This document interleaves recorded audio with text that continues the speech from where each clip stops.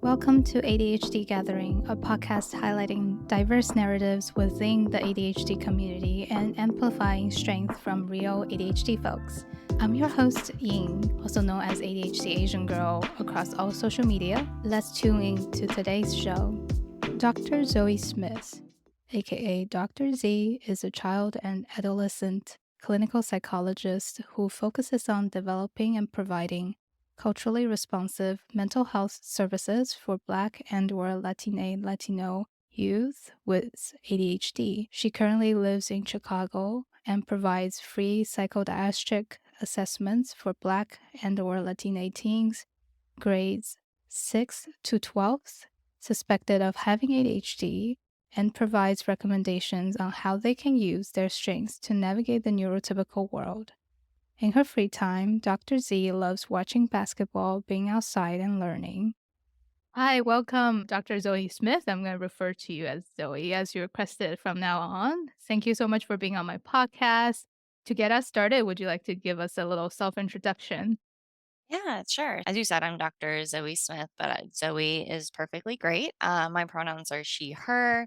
I'm currently an assistant professor at Loyola University Chicago and the director of action at the action team, which is advancing community centered interventions.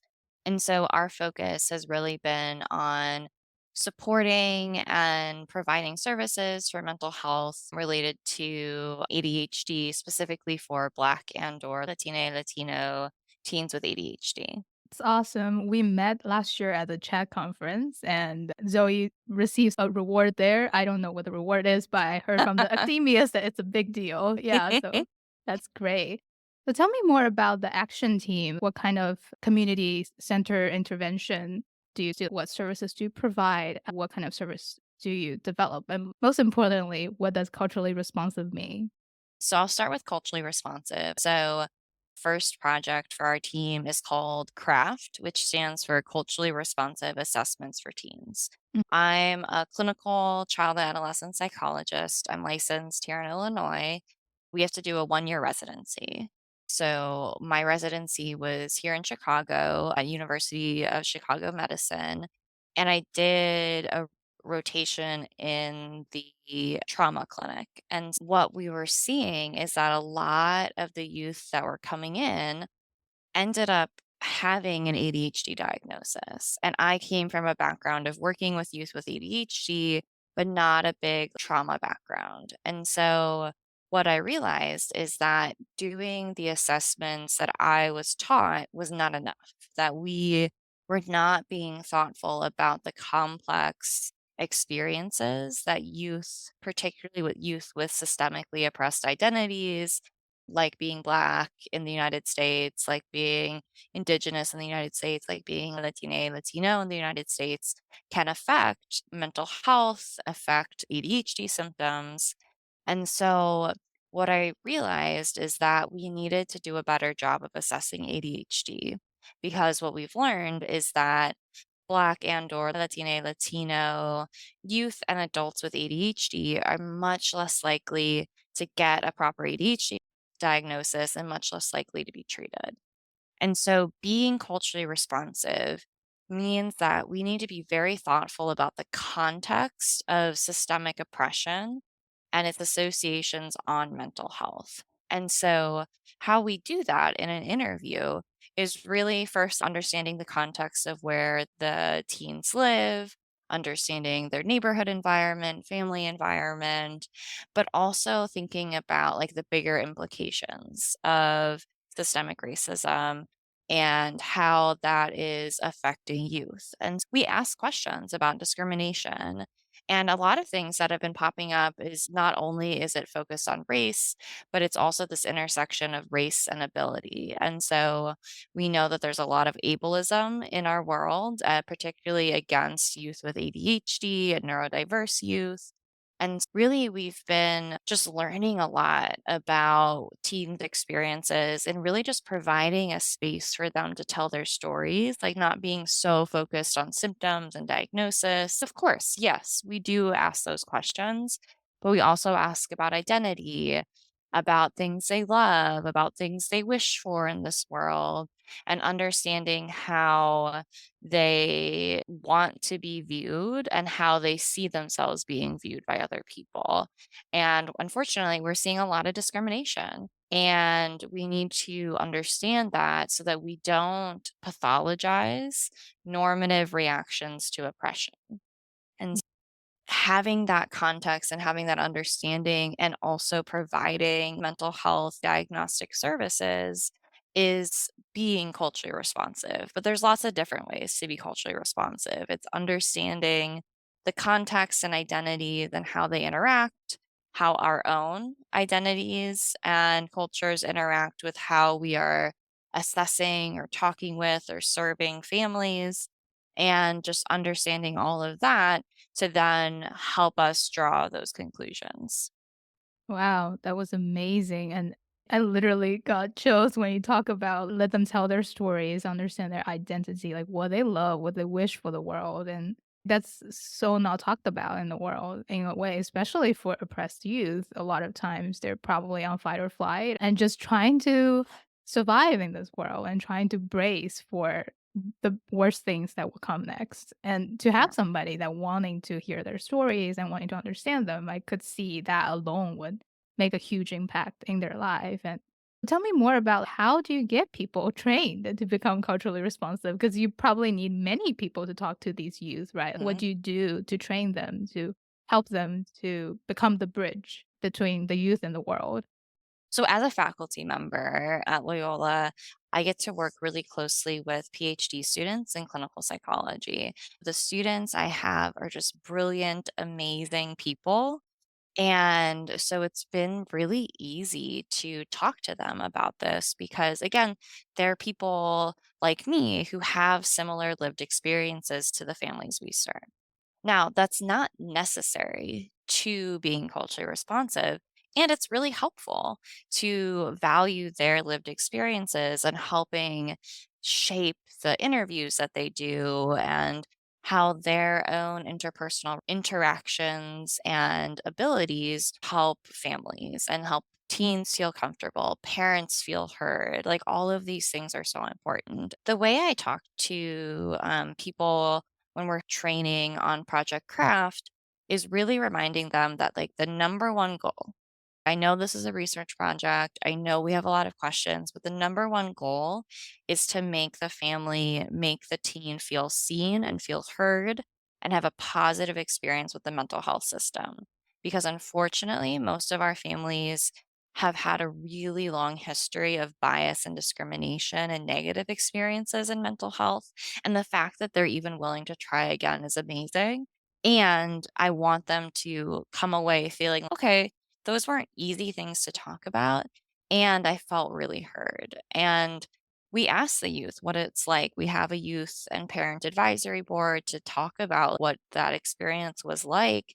And we're hearing that, yes, it was long and it was hard and it was really important and really validating. And we've had a lot of families get really emotional because it's so easy to listen to people, but we don't do it. Like, we are not trained to just listen, and we're not trained to ask specific questions, like, around topics that may feel really hard, like trauma, like racism, like discrimination, like identities and identity development. And so we created an interview that asks those specific questions because we as a society tend to just stay away from asking these important questions, but we need to. And the fact that we're the first people asking these teenagers about themselves and what they hope for and what they want and how they're perceived really shows, again, this continuous problem that children are the most oppressed people. And then if the children's rights are a huge issue, and giving them just like that little bit of autonomy to feel heard by a caring adult is so meaningful. And so when I'm training, I'm like, that is the goal. Yeah. Do I want you to also talk about the diagnoses, ask the questions we have? Of course. But if we don't get through all of those, that's okay. What we want is to hear and listen and validate their experience. And I think that can be really hard for new clinicians. It can be hard for clinicians that have been working for years because that's not necessarily how we're always trained. We're trained to identify and get information and get as much information as possible. Yeah, I guess I keep saying the same thing. The number one thing I train people is to make that experience be positive, make them feel heard and validated. And if you've done that, you've done a good job. That's amazing that you guys come up with specific questions to talk about these very less talked about topics. And like you said, it's not topics we like to venture in every day, but those are things that impact every one of us, the nerve systems we carry, like how we react to things, how we perceive this world. What do we even believe about ourselves are all impacted by these things. And I love what you said about slow down enough to make people feel like they're heard and they're held in a way that's safe and give them a positive experiences. But take a little break from the show and talk about my ADHD coaching. So, if you're interested in accomplishing more by doing less, building your ADHD resiliency, amplifying your strengths, as well as craft your own ADHD toolbox and narratives, I'm currently taking one-on-one coaching clients, so feel free to visit ADHDAsianGirl.com/coaching and book a free coaching introductory call with me. My background are in positive psychology, mindfulness, as well as lots of ADHD tried and true tools. I'm looking forward to working with you. Now let's turn back to the show. So tell me more about the questions you would ask. Do the symptoms you guys look for are any different from a regular DSM diagnostic questionnaire? I think that we do ask the DSM symptoms because, Mm. yeah, we do want to provide a diagnosis that is seen and understood by school districts, pediatricians, other psychologists, mental health providers. And there are differences in the way people describe their symptoms. And also, we see that a lot of times, particularly for Black and Brown youth, like they need to mask their symptoms because society punishes them more for ADHD symptoms. A Black boy being impulsive and shouting out an answer because he's so excited and he knows it and he's like learning gets punished. And then he learns not to be excited about learning. And then it like just becomes this really negative experience with education, with learning, with school. And there's a lot of internalized issues there. And so sometimes we have to go just like a little bit more into depth. Like we ask the typical question about interrupting, but then we also ask when you get that urge to interrupt, what's your experience like? We dive more into the masking aspect of ADHD and also a lot of other mental health conditions that are comorbid with ADHD to get a better sense of their experiences. We just had a family who was surprised by the ADHD combined presentation diagnosis. For those who maybe don't know, there's three presentations of ADHD. There's one that's predominantly inattentive presentation, combined presentation, which includes like ADHD, inattention, hyperactivity, impulsivity. And then there's a much less common diagnosis of ADHD, hyperactive, impulsive. And so the family was really at first surprised by the combined presentation diagnosis. But Mhm. again, he is a Black boy, he's in middle school, he's in a predominantly white school. And so he has learned to mask a lot of his hyperactive symptoms, and they've become more like thoughts racing or have become like fidgeting, but he gets yelled at for fidgeting. And so using all of his executive functioning to keep his body still.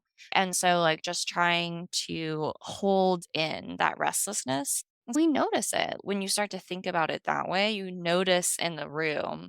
And like often we say, hey, like sometimes when I want to fidget, like I want to get up. Do you want to get up and talk? Do you want to walk down the hallway and talk? Just like recognizing those things can be really helpful. I was trying to get a treadmill in our office actually so that a kid could just walk and talk and do that. So far hasn't been approved by the university as a research item, but still just thinking through those things, not just asking the DSM symptom, but like going more in depth into that aspect of masking those symptoms. I love you said to ask about when the urge happens, what exactly do they do? Because that's something I noticed when I first started learning about masking is whatever the external manifestation of me does not equal to the internal situation. Like people may Exactly. look at me and be like, "Oh yeah, she seems like she's paying attention." And my mind is going 1,000 miles an hour and thinking about all these random things, but outside looking in, you wouldn't be able to tell because it's an internal lived experience. Yeah, exactly. And we have so many people experiencing that. And also, women with ADHD, that's often something that we're socialized that we have to be smaller, we have to be engaged in certain ways, that we have to mask those symptoms. And I'm seeing that a lot in our teens with other identities that are oppressed or socialized, that it's not safe to be loud, it's not safe to be impulsive. And it's heartbreaking because we know that if we actually valued neurodiversity and actually valued ADHD and the divergent thinking that comes with ADHD, I know it sounds so cheesy, but it's so true. Our world would be a better place. Mhm. If our education system valued our neurodiverse learners, we would live in a more interesting, more caring, and more exciting society. And it sometimes just breaks my heart, and I recognize that the work that we're doing is making a difference and that we're helping provide families with specific things that they can do to then ask for accommodations, like to get services that are going to be helpful. And also just the fact that a psychologist validated that it's not them, it's the system, it's not them, it's education, is so meaningful. Absolutely. Yeah. And for the teens you and your team serve, what are the most common comorbid they have? For me, I can think about I had this really bad exam anxiety when I was younger, like even up to Hmm. college and grad school. When it's exam season, I'm like, oh my God, I just can't handle it. And I do much better with homeworks and quizzes and whatnot. But when it comes to exams, I'm like, why is this so hard? And now I know because I have undiagnosed ADHD. Exactly, yes. Definitely a lot of testing anxiety. We see that a lot. We see a lot of behavioral observations of shame around, like, not doing well or, "Oh, did I do that right?" Like, checking in. Yeah, just a lot of shame around, like, having ADHD because, again, we, like, get punished for those symptoms. But actually, the most common comorbidities we're seeing right now are generalized anxiety disorder, so, like, having a lot of anxiety in our bodies, different diagnoses of depression, and then also trauma related diagnoses, whether that's PTSD or acute stress disorder or adjustment disorder related to a traumatic experience. And what would actually be more developmentally appropriate would be something that's called developmental trauma disorder that is not in the DSM. It's like complex PTSD, and because the youth that we work with hold identities that are systemically oppressed and deal with oppression daily, that is a traumatic experience. Or seeing other kids like you on social media be murdered or be hurt or punished in really scary ways are traumatic events that this generation of youth are seeing more and more. And so, what we've been finding is that a lot of our teens are experiencing symptoms related to complex stressors. And that's affecting, obviously, affecting everything in their life, but really affecting their ADHD as well and increasing the severity of those symptoms of ADHD. And so, one thing that we've really noticed is that we're recommending a lot of trauma informed therapy for our youth with ADHD, but it's a little complicated because a lot of trauma informed therapists are not informed about neurodiversity, are not informed about working with ADHD. And so it's this sense of, okay, we need to help support your trauma and your ADHD and your anxiety and your depression. Like, how does that happen? And most mental health providers are not trained in how to do that and how to support people who have these complex comorbidities. And it's really disheartening and really scary. And so we talk to families about that. We say, listen, the reality is this therapist might not be the end all be all, or this coach might be really helpful in executive functioning, but may have less training on trauma.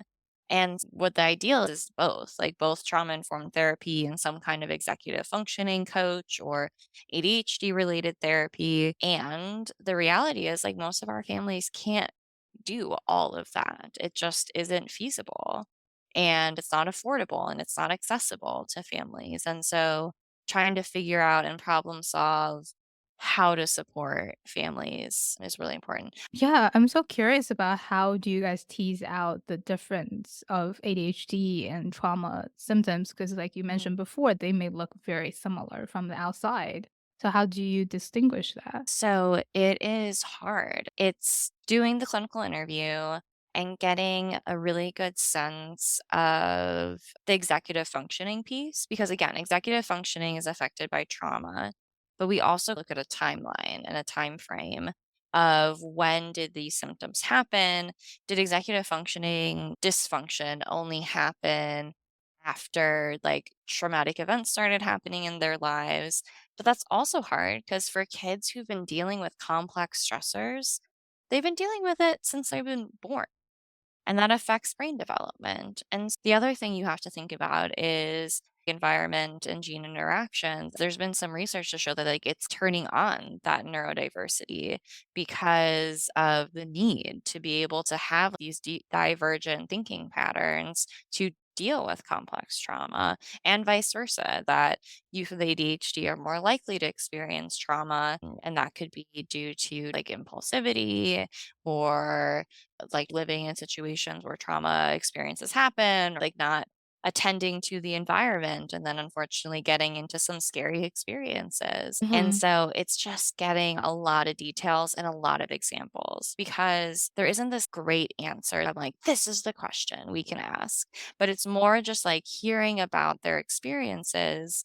And most of the time, it's both. It's that it's both are happening, that ADHD is increasing the trauma experience symptoms, and the trauma experience symptoms are increasing the ADHD, and they look very similar.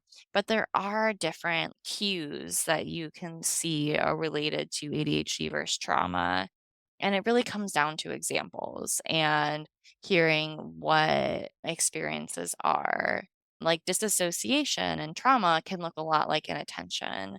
And so asking the teen, what is your experience? What is that looking like? Are you disassociating from your environment? Or are there other external stimuli distracting you? Or are your racing thoughts distracting you? Are they related to trauma? Are they related to ADHD? And just getting a lot of examples of the youth's experience and then making the decision based on those examples and life experiences. Yeah. So, it's a lot of getting to know them. Yeah. And there's no Exactly. easy answer here. Mm. Yeah, I'm curious about with all the accommodations the team would recommend to the family. And like you said, the reality is a lot of times we can't afford to get all the help in the world. And unfortunately, most of the time, the experts are experts in one area. So that means we have to get a team of experts. But take a little break from the show and talk about my ADHD coaching. So, if you're interested in accomplishing more by doing less, building your ADHD resiliency, amplifying your strengths, as well as craft your own ADHD toolbox and narratives, I'm currently taking one-on-one coaching clients. So, feel free to visit ADHDAsianGirl.com/coaching and book a free coaching introductory call with me. My background are in positive psychology, mindfulness, as well as lots of ADHD tried and true tools. I'm looking forward to working with you. Now let's turn back to the show. Tell me some stories about how the lives of some of the teens you guys worked with have changed, or how have their lives unfolded after they have worked with you? I love that question. It's so beautiful. There's so many different things. And so, one thing that has been not surprising but disheartening is that about 75 to 80% of the families we work with are receiving a first time ADHD diagnosis. And so that is life changing. And I tell my team how life changing that is. And I know you know, like, how life changing that is to be like, oh my gosh, this is why. this is why this is happening. This is what's going on in my brain. It's just so validating to the families to just be like, we know what is going on. And all of the families that are receiving a first time diagnosis are just so thankful and so grateful to finally be validated because a lot of families have tried. They've gone to other providers. I even had a family that had a full neuropsychological test that they said was inconclusive for ADHD. And then when I read through it, it was 100% conclusive. And the fact that they went through that cost them a lot of money and to get a non answer and then to come to us to be validated in that experience, saying, honestly, that was probably a biased interpretation of the results, unfortunately. And I'm sorry that you had to go through this again. And yes, you do have ADHD, and here are these things. And we've just seen relief and also frustration and sorrow for the fact that they had to work so hard to get this. And just having the diagnosis has been very meaningful for a lot of families. Another big thing that we help with is because this is their first time diagnosis, they don't have school accommodations. They don't have therapy. They don't have medication. It's really cool. We are changing lives. We are helping them get the services that they're willing to try and help navigate that with the families. And that was our goal, is to provide a lot of psychoeducation and information about how to make these changes. So we follow up with families and we've seen like mental health symptoms kind of decrease. We've seen an uptake of services. And so that has been really amazing to see in families. I remind my team this all the time because it can be really hard to hear about trauma that youth experience. And a lot of times we feel helpless because although I'm working on it, on eradicating racism, we're working on breaking down the systems of oppression. Sometimes we can feel really helpless because we can't necessarily change the experiences that our teens are having. And we are changing lives anyway. Like, we are still giving this validation, this knowledge that they would now get to have for the rest of their lives. And so that's why we do feedback sessions with both the teen and the parent together so that the teen can hear and be validated and ask questions. A few days ago, I had a younger teen just be so excited when I would talk about ADHD, just be like, oh my gosh, yes, that is what I experienced. Yes. And this is a 12, 13-year-old boy who just got really excited about some really nerdy stuff, which is amazing. And we want to see that light and see that excitement and keep bringing it up. And I think that sometimes just getting this diagnosis can really help. And not only the diagnosis, but the understanding of the strengths of ADHD and the frustrations of how the system punishes us for having ADHD, I think is really powerful for families. Yeah, I love that. I love the fact that it's not just diagnosis, but also psychoeducation, because navigating the Yes. mental health area could be so overwhelming, especially for minority families. If they Mhm. never used the services before, it's like a foreign world. I remember the first time I went into my college mental health clinic because I was an international student. I was like, I don't know any of this thing. Like, it's just completely foreign to me. So, yeah, I imagine that's super helpful. And tell me more about the strength of ADHD that you just mentioned. What do you see in the teens that you think are the strength of ADHD and the light they're shining through? People with ADHD are my favorite people. We are funny and curious and smart. Going back to that divergent thinking, we are really good problem solvers, really good scientists and researchers and engineers and content creators. I know some people like get frustrated about the word creativity, and I used to be one of those people because I used to think creativity meant like artsy or crafty. And I'm not either of those things, but creative in the sense of being able to really think outside the box and not just be in this linear, you do this and then you do this. People with ADHD can see a problem and see a different solution than others. And it's amazing. Humor is a huge part of ADHD, not for everyone, but it is a big thing because you just see things and you attend to different things that other people might not notice or recognize. And then when you say it, it's, oh my gosh, yes, that's exactly my experience. I also think people with ADHD tend to have this light in them that gets diminished by our education system. And my goal is to help them see that light in themselves again because there are strong emotions associated with ADHD. I think that can really be very powerful into increasing that light and excitement for the world and curiosity of learning and engagement that you get to have in a different way when you have ADHD. And as long as that is valued and heard and allowed to thrive, there's nothing that can stop you. It's really Yeah. cool. Neurotypical people are super cool too. Like they can do those things as well. And it's different. It is different. And being able to have that divergent thinking pattern is really powerful.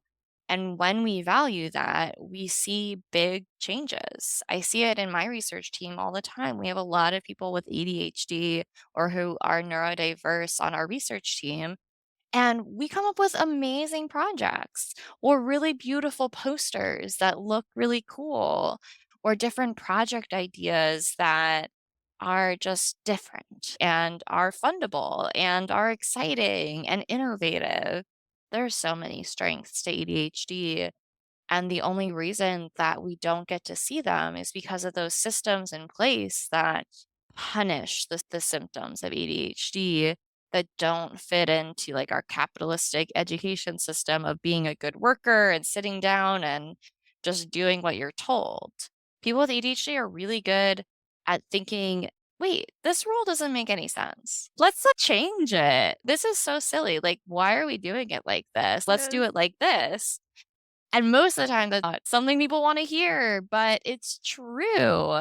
I know I hate rules that don't make sense. I'm like, "Let's be efficient and understanding and do it like this," and people are like, "This is the way it's always been done." So what? We need to make changes. We need Yeah. to show that anyway, not that we need to, but if we were valued, we could. I love what you said because I work for a mindfulness startup. And yesterday, one of my coworkers, she said something about working in a team, make her realize that her voice and her views matters, that she needs to share them. I was like, oh my God, I'm thinking about exactly the same thing because Yes. throughout my life, I'm trying to mimic a version of an adult I'm expected to be.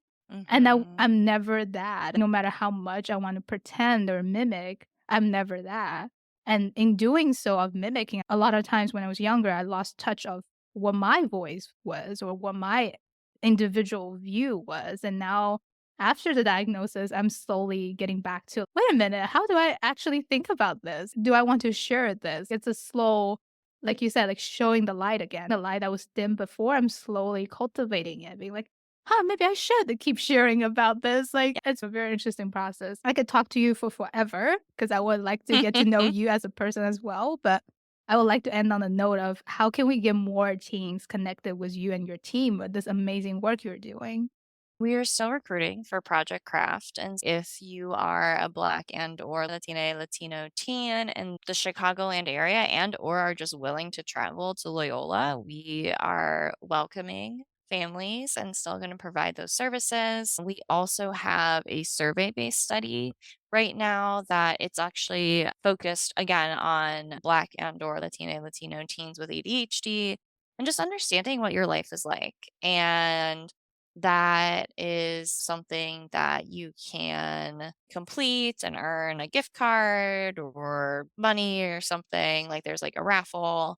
But really just reaching out to us on social media or emailing or texting is something that we are very open to. We have teens that reach out to us, and once we get like parental consent or guardian consent, like we're able to help and support. And like the teens that are already in Project Craft, we're able to work with them. Like we've had teens text or email us and be like, hey, I actually am thinking about these accommodations for school. What do you think? Could we add those? And I'm like, Yes, that's amazing. Such good ideas. I think we're just trying to be very teen and child centered. And just the fact that even just asking someone with ADHD about their ADHD is for some reason novel, that's a long way of saying we have a lot of things. We love talking to teens, we have advisory boards. So there's a lot of things we love to hear any thoughts that they may have. Awesome. Yeah. Are there any final thoughts you would like to share with the audience before we log off? I just want to say again, the world really tries to diminish that light that I was talking about for people with ADHD. And if you're listening and feeling that way, I see you, I hear you. And I just hope that you can unmask a little bit in a safe place and unmask and show that light again because it's so meaningful and so life changing and world changing if we all were able to do that. Love that. Thank you so much, Zoe, for being on my podcast. I'm amazed by the work you're doing. And if I'm not a host, I would be crying. I know, I, like, almost started to cry. Thank Yeah. you so much for having me. We both love podcasts. I Yes, yes. am just like, "Yay, this is so exciting." So, thank you so much for having me. I appreciate it. Thank you so much for listening to today's episode. If you enjoyed today's episode, please feel free to drop a comment and review on Apple Podcasts or Spotify Podcasts, or send me a DM on social media, or send me an email to ADHD Asian Girl at gmail.com. Sending lots of love to you and have a good day.